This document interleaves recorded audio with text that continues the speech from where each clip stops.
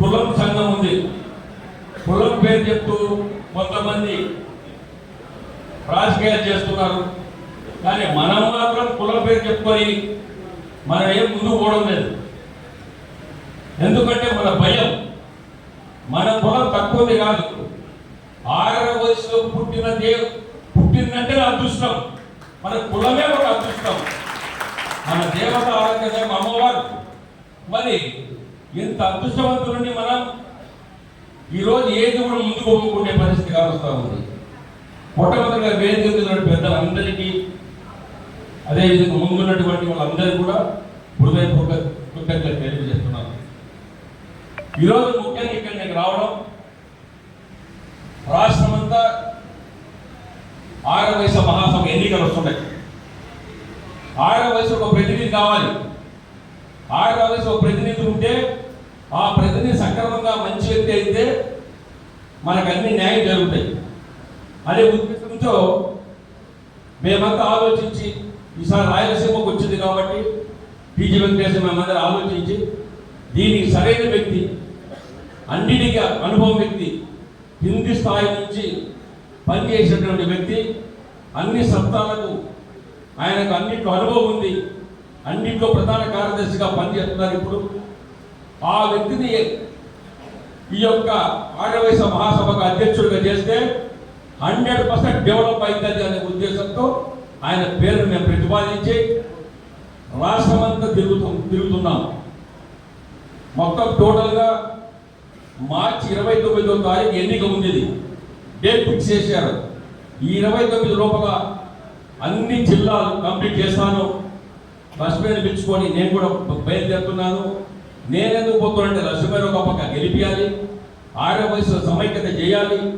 6వ వయసులో ఎంత ఇబ్బంది పడుతున్నారో, ఎక్కడెక్కడ ఇబ్బంది జరుగుతుందో వీళ్ళందరినీ కాపాడుకునేకి, వీళ్ళందరూ ఏ విధంగా ఇబ్బంది పడి వాళ్ళ ఇబ్బందులు తీర్చాలి, వాళ్ళకు ఒక అండదండ కావాలి, వాళ్ళకు నేనున్నాను, మీకు అభయం ఇస్తున్నా అని చెప్పడానికి రాష్ట్రం మధ్య తిరుగుతున్నాను నేను. ఎందుకంటే రాష్ట్రంలో కొంతమంది అడిగారు, ఇప్పుడు మహిళలకు రక్షణ అనేది మహిళలు కూడా గట్టి కావాలి. ఈరోజు మహిళలు కూడా తక్కువ లేదు, బాగా కష్టపడి పనిచేస్తున్నారు, డాక్టర్లు అవుతున్నారు, ఇంజనీర్లు అవుతున్నారు, చదువులు ఎలా బ్రహ్మాండంగా మగవాళ్ళకి ధీటుగా ఎలా ఉద్యోగాలు చేసి సంపాదించడం జరుగుతుంది. ఇవాళ మహిళలు కూడా ముందుకు వస్తున్నారు. అది మన ధైర్యం. కానీ మన ధైర్యం ముందుకు చెప్పుకోలేక మనం భయపడి ఇంట్లో కూర్చున్నాం. కేవలం వ్యాపకం మీద మాత్రమే ఆధారపడ్డాం. నేనేమంటానంటే ఈ మహాసభ ఎన్నికలు ఏ విధంగా ముందుకు తీసుకుపోవాలి, మహాసభ ఎన్నికల్లో మన యొక్క వ్యక్తి ఛాలెంజ్గా తీసుకొని మన కులం కూడా పైకి మంచి వ్యక్తులు ఎన్నుకున్నప్పుడు ఆ సక్రమంగా మహాసభ బిల్డింగ్ కూడా ఎలా పూర్తి చేయాలంటే గతంలో ఉన్నటువంటి రౌడీలు, ఆ రౌడీ చేతగా ఉన్న బిల్డింగ్ను పడగొట్టడం ఇవన్నీ కూడా జరిగినాయి.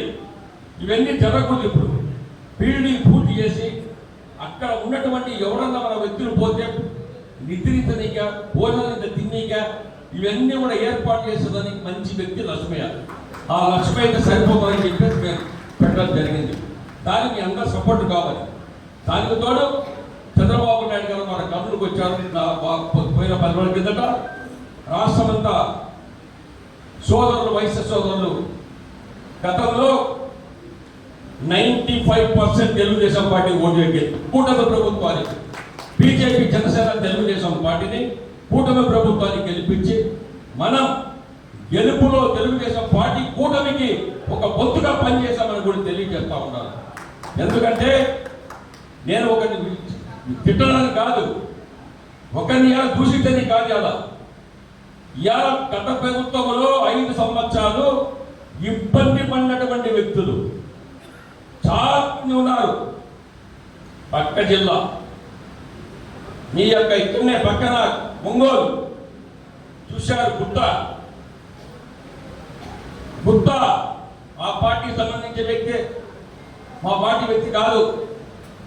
అరే భయ్, మీరు అనవసరంగా రౌడీజం పోతున్నారు. రేపు పొద్దున గవర్నమెంట్ మనం పడిపోతే వాళ్ళు వచ్చి మనం తంతి లోపలేస్తే ఎవరో దిక్కు మనం ఎందుకు గణాలు చేయాలి? కచ్చ సాధింపులు వద్దని చెప్పేసి హితబోధ చేశాడు వాడు నీడలకు. వాడు ఏమంటాడు, వాడి కులం పేరు నేను చెప్పనిగా, వయసుని పట్టుకొని ఒరే కోటోడా నీవు మా హితబోధ చెప్తావా అని చెప్పేసి వాడిని ఇష్టం వచ్చేట కొట్టాడు.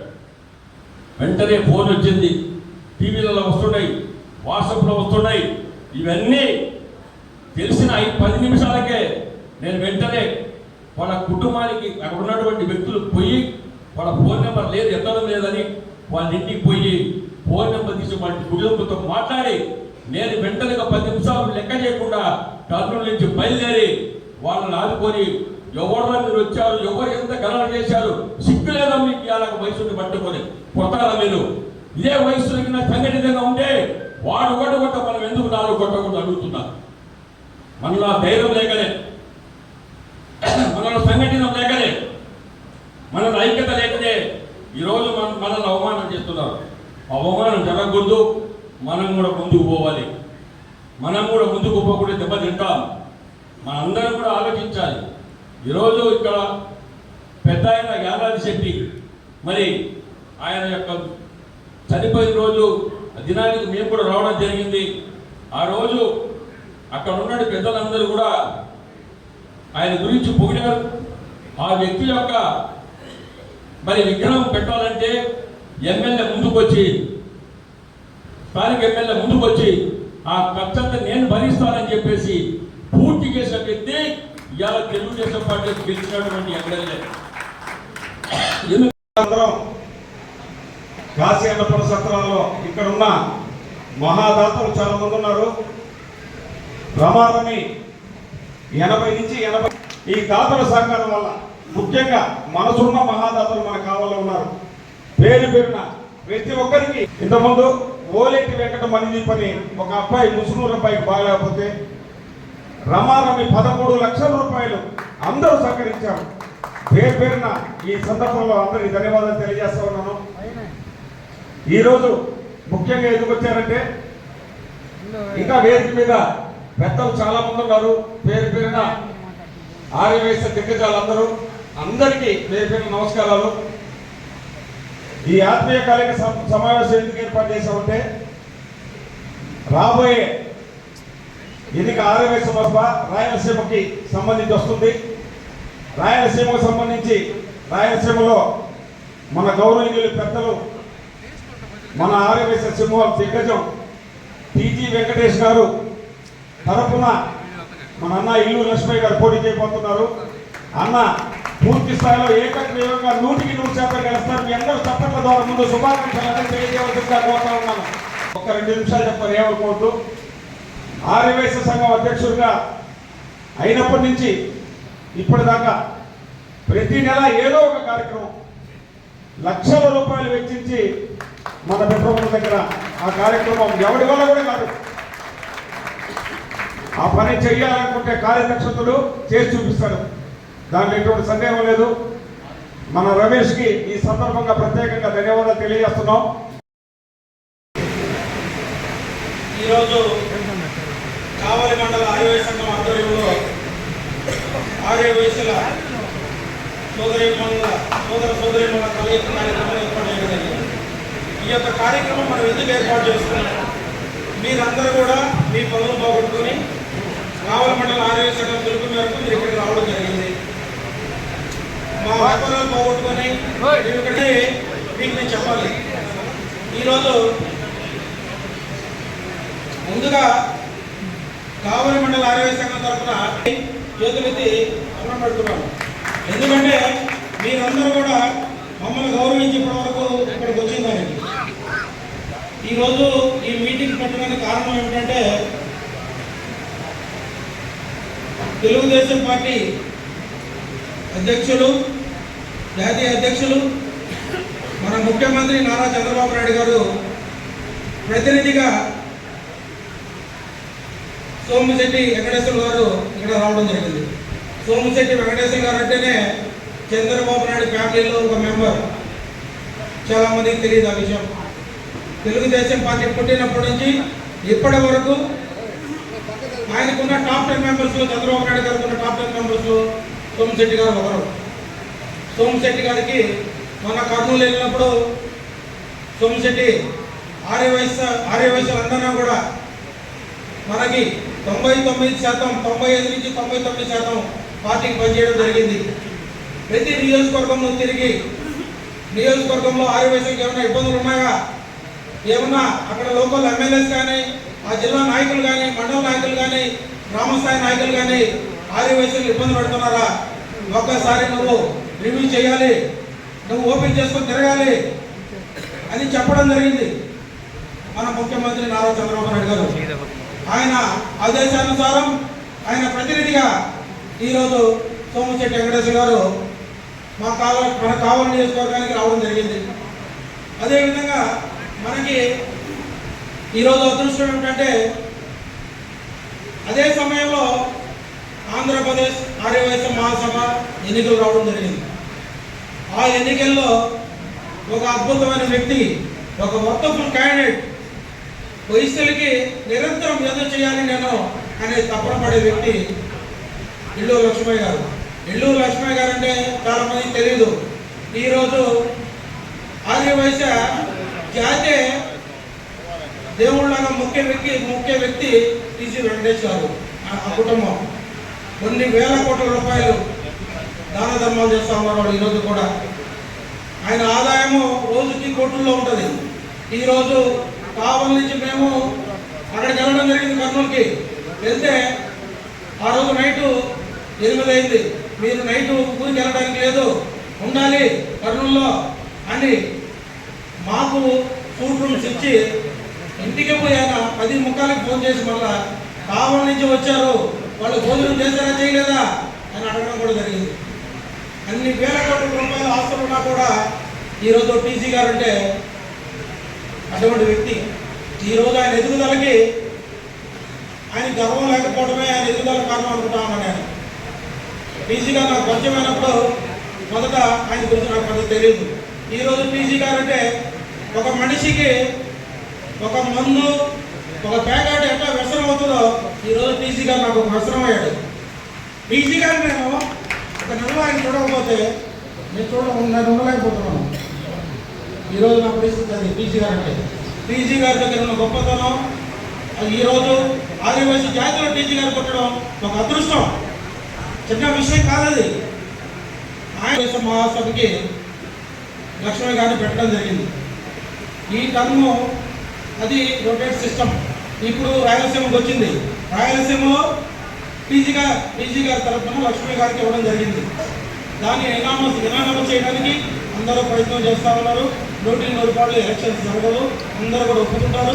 ఒక మంచి వ్యక్తి కాబట్టి ఆయనే మహాసభ అధ్యక్షుడిగా 100% మహాసభ అధ్యక్షుడు అవుతాడు. అది ఏప్రిల్ 20 జరుగుతూ ఉంది.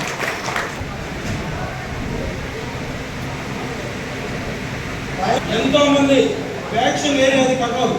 ఆ వ్యాక్సిన్ ఏరియాలో 26 సంవత్సరాలు జిల్లా అధ్యక్షుడిగా సోమశెట్టి గారు ఉన్నారు. ఎంతో మందిని ఎదుర్కొని ఆయన ఈరోజు పెట్టడం జరిగింది.